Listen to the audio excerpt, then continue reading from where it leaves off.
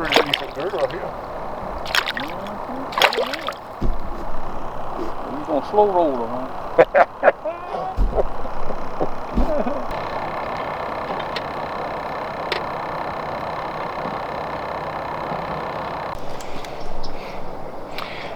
Hello, welcome to Hook Legends, and thanks for watching today's video. The clip that you just saw, that you just watched, we used a fiberglass fishing pole. Some people call them cane poles, but those are 16-foot fiberglass poles with a slip bobber rig. Now, I like to think of that particular slip bobber rig as the ultimate slip bobber rig. And I'm going to show you how to tie that rig up in just a second. But first, I would like to say, hey, I would like, thanks to everyone who supports the channel. I thank everyone who has subscribed and for all of your likes. I would like to say, if you like these videos and you have not subscribed, please subscribe and click the like button. Make sure you click the notification bell so you'll be alerted when future videos are released. One other thing I would like to add is that when I looked at the analytics for these videos, I noticed that 75%, that's a high number. 75% of the people watching the videos have not subscribed. So if you've been watching these videos and you really like them, I'm going to ask you to do me a big favor right now. If you're part of that 75%, reach up right now, click that subscribe and like button, and make sure you click the notification bell so you'll be alerted when new videos are released. So now, with that being said, let's go ahead and get into the details of the slip bobber rig. There's a lot of reasons why I like to use a slip bobber rig. For one thing, you can fish and get your bait further out from the boat. With a 16-foot pole, if you take the 16 foot of the pole plus the 16 foot of the line, basically, I mean, you have to assume how deep you're going to be fishing, but you can get out a pretty good piece away from the boat, and that's very helpful when you're fishing in very clear water. So you can also spider rig with that, the same way you use spider rigs with the reels and rods. You can spider rig with poles. I mean, that's how my dad and his friends and myself, how we've done it for decades. It's a relaxing and fun way to fish.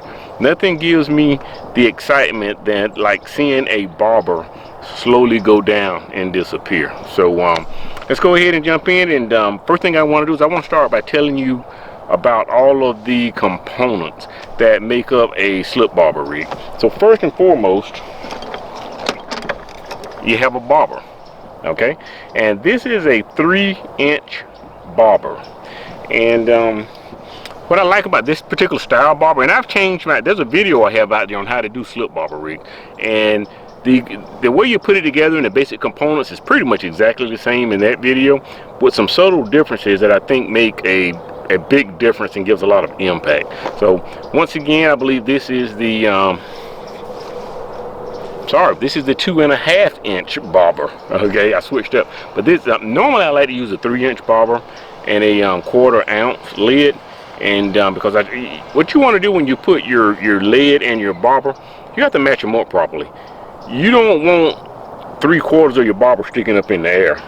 That's going to mean the fish has to pull on it harder, and it's going to have more resistance on it. I like for the fish to be able to easily pull my bobber underneath the water, so he doesn't have to struggle to do it. So once again, this is a 2.5-inch bobber, and I'm going to match it up with a 1/8 ounce piece of lead. Now the lead here that I'm showing, as you can, hope you can get a good shot of that, these are called finesse slider weights. Now the reason I like these finesse slider weights, you can see they're kind of long and they're skinny. Fat weights are okay. I'm not saying you shouldn't use those weights. I tend to like these because I think they're going to give you less resistance in the water when you're trolling along or you're cruising along and you're moving. I think they're going to give you less resistance in the water. So I just really like these weights. So I've grown very, very fond of them. The next component you're going to need in this slip bobber rig is these little stoppers. I hope you can see that. Now my preference for these little guys are red. I prefer the red ones, but these are little rubber stoppers, and they're going to help stop your line. Now, I just noticed these are missing the beads on them, so I'm going to turn around here in just a second. Before I put this rig together for you, I'm going to go and make sure I pick some out that have the little beads on here, or I'm going to find the bead over here in my tackle box and put it on there. Next thing I want to talk about is the line, and getting to this line is going to be, the line setup is going to be one of the things that makes this particular setup special. And I'm going to hold a surprise for you to right at the end of this video, so you want to make sure you watch the entire video to the end and see what that surprise is going to be. Okay, here's what I'm using today. I'm using your Zuri line 8-pound test. Okay, I'm also going to use 4-pound test your Zuri line. Now I'll show you this line is in much better shape than this label looks. I had this out of my garage. Looks like it's been through a rough time, but it hasn't. It's a good line. Okay, so I think I've discussed now the basic components. You're probably thinking I'm missing something, but I'm not. I'm going to get to it a little bit later. So let's go ahead now and get started on putting this rig together. Oh, one other thing. I'm going to be tying this to a 13-foot fiberglass telescoping pole. Now I'm going to collapse it down so it'll be easy for me to manipulate this pole while I'm sitting here in the boat. But that's what I'm going to be tying it to. So let's go ahead and get started. Okay, wind's blowing a little bit out here. I hope it doesn't interfere with my microphone. But let's go ahead and take care of step number 1. And by the way, I went ahead and I picked out some beads and rubber stoppers here that have the little beads on it. It's the rubber stopper and the bead. I found out that some of the ones in my tackle box don't actually have the bead. I didn't realize that. So, but always make sure you purchase the ones for this particular scenario, the one that has the beads on it. So, step number 1, let's go ahead and we're going to tie the fishing line to the pole. So let's go ahead and take care of that. Now, first thing I'm going to do, I'm going to use an overhand knot. And if you don't know what an overhand knot is, there's another video. I'll put a link to that video in the description below. And I'm probably going to go ahead and release that video. I've had that video out for probably 7 or 8 months and I just didn't release it. I may go ahead and release that video so you can see how to do an overhand knot. The first step to it though is basically I'm going to go in here and I'm going to tie a knot in the end of this line. Then I'm going to take the line and I'm going to thread it through the eye on this pole. Now I'm not tying that line directly to this eye. I'm not tying it directly to this eye. I'm going to run it through there and I'm going to tie the line to the pole. Okay, so now what I'm going to do is I'm going to just do a basic overhand knot. And once again, if you don't know how to do that knot, please watch my other video on tying that particular knot. And I'm going to wet it just a little and then I'm going to cinch that knot down real tight. Okay, and once again I'm putting it on the pole. Now you want to be careful here. You want to be real careful that you don't damage the you can easily break these rod tips, so make sure. Now I tap, once again I run the line through there and then I tie it to the pole itself. Now make sure, you know, there's different manufacturers of these poles. Make sure you follow your manufacturer's suggestions on how they want you to tie it to that particular brand pole. But this is how I tie it to this particular brand that I'm using. Okay, so now it's on there, it's good and snug, not going anywhere. All right, next thing I'm going to do is I'm going to extend this pole out.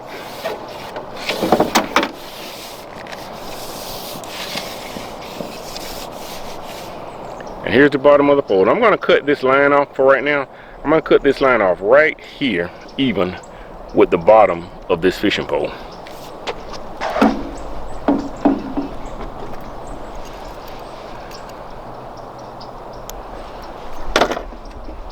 Okay, so I've taken care of step number 1, which is tying it to the pole. I've cut the line even with the bottom of the pole. And now I am going to run the line through this little rubber stopper. And I'm going to then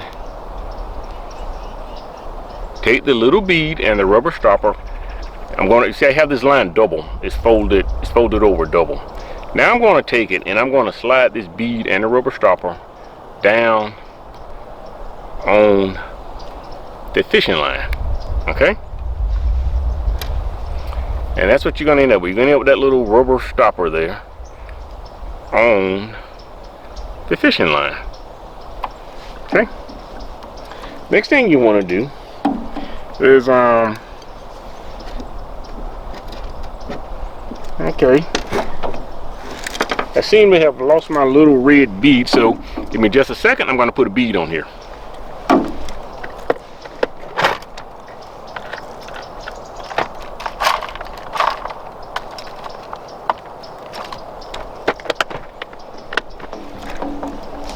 I wasn't sure if that one was missing a bead or what, but you want that little red bead on here.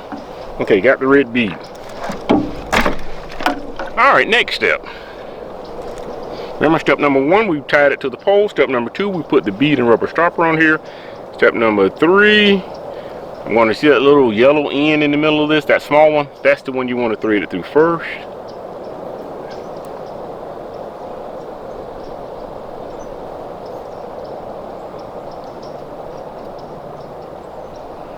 Now, as you can see, it'll slide up and down. We want to make sure that we put on the lid. Once again, this particular lid that I am using is 1/8 ounce. So,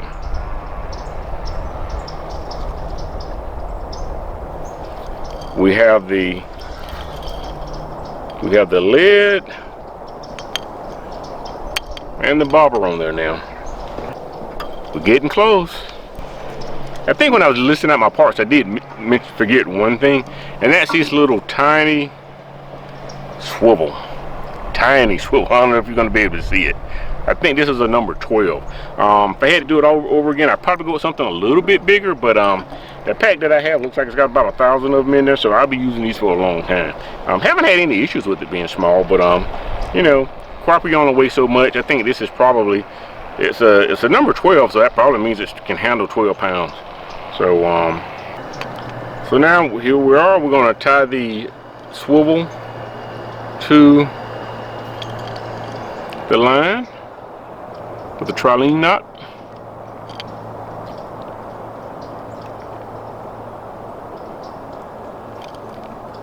Like so. So now you have a little swivel tied on there with the trilene knot. And we're going to cut off the excess line. So what we have now is basically, I mean, we're pretty much done. Now, you're probably thinking, hey, you forgot to tie the hook on there, buddy. Well, that's where the surprise comes in at. So, but once again, I want you to see how well this slides up and down. And see if I can get you a shot of this, you know, how it sits in the water. See that? That's how it sits in the water. The lid is going to slide through here until it gets to this red, bobber stopper right there, and then it can't go any further. Okay, now the important piece. One of the reasons I like this particular, and I call it the ultimate slip bobber setup, you know, when you're out fishing, crappie have a tendency to have a lot more activity during dark or during low light situations, early dawn, late evening. And during that time, you may only get 15, 20, 30 minutes of very good activity. The last thing you want to do is spend 5 or 10 minutes trying to retie because you got hung on a stump and you broke off. Those are critical moments, and you just don't want to spend a whole lot of time doing that. So, here's how we get around that. Here's the big secret. What is in this wallet? Okay? So what I do is I keep a lot of pre-tied leaders. Hooks already attached, lines already attached. You know, whenever I have some downtime and I'm at home, I'll just go in there and make me up 5 or 10 of these things just to keep them handy. So, what you're going to do is you're going to reach in here. You're going to grab out and reach in here, and I may do a separate video on how to tie leaders, but for now, this is the leader. You got the line, you got the hook. Okay.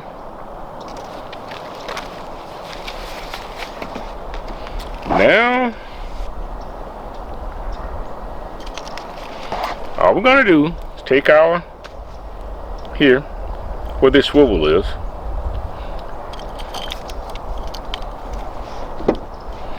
and now we're gonna thread it on there.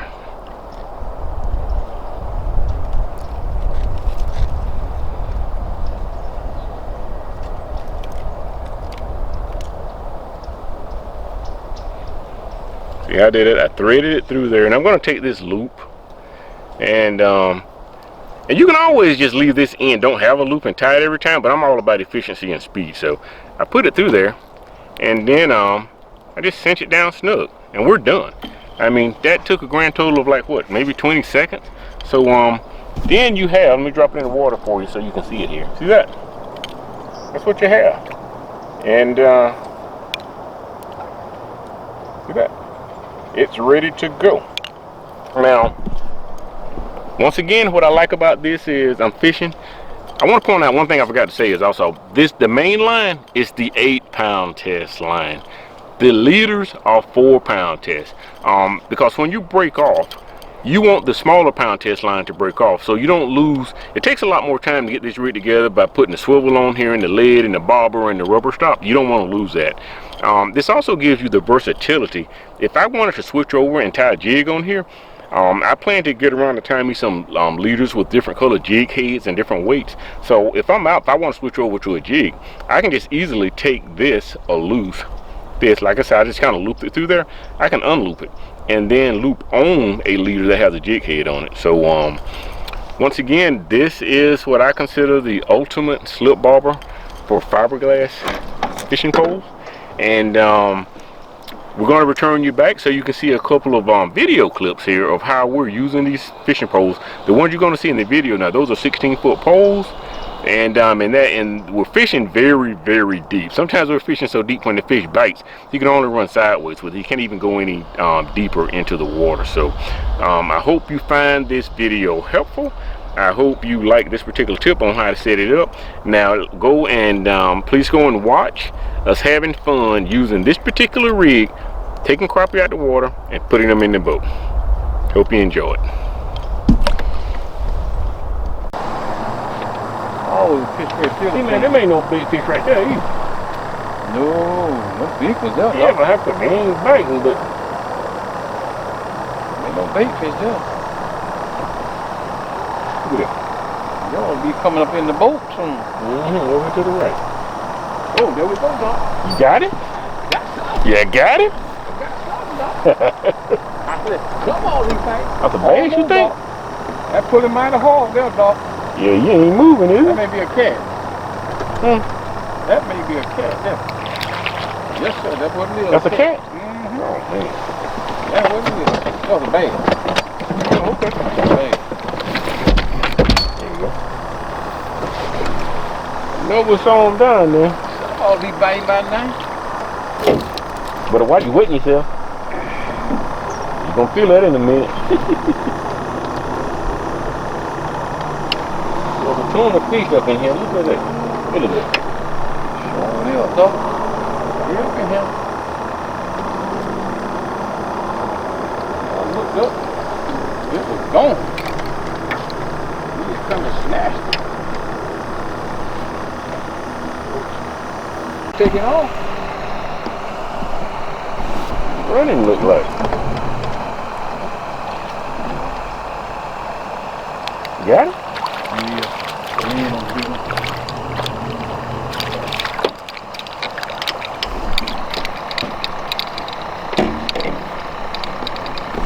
Running with it. I saw the boat moving. I said, I know the boat ain't, the thing can't be moving forward, the boat going forward. Yeah. Too small. You kind of small. I don't know where the big boy is at. Where they ain't, baby. He just waiting. Waiting the nightfall.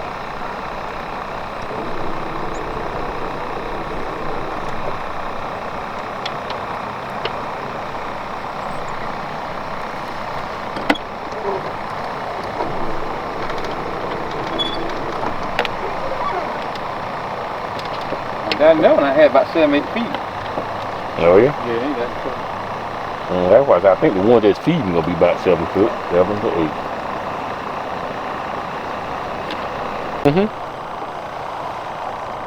Yep. You feel like a pretty good one.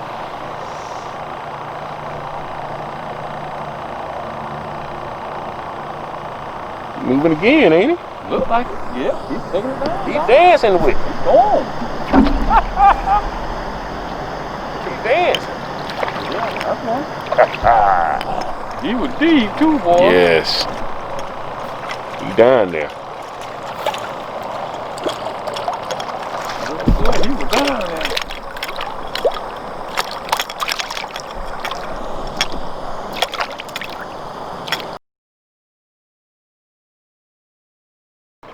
Got there. Well, yeah, that one was down there pretty deep. So that one that was deep done got 2 bites.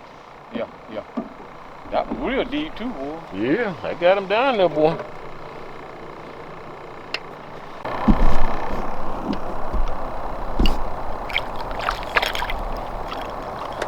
Pretty decent bird right here. We're gonna slow roll her, huh?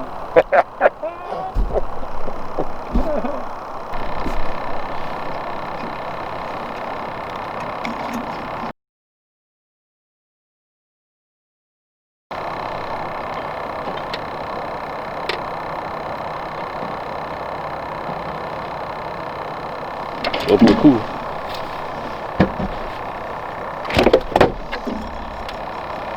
Well, then you got one more. One more good one. That about cost me a minute there.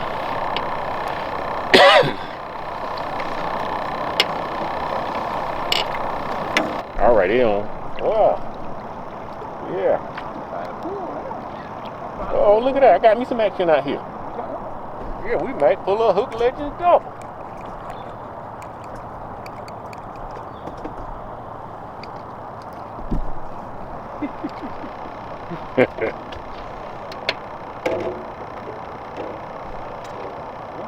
We saw one.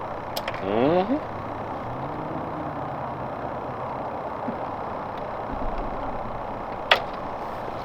Couldn't stop biting.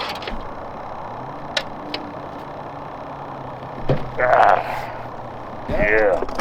Had to slow roll him up. Had to slow roll him up.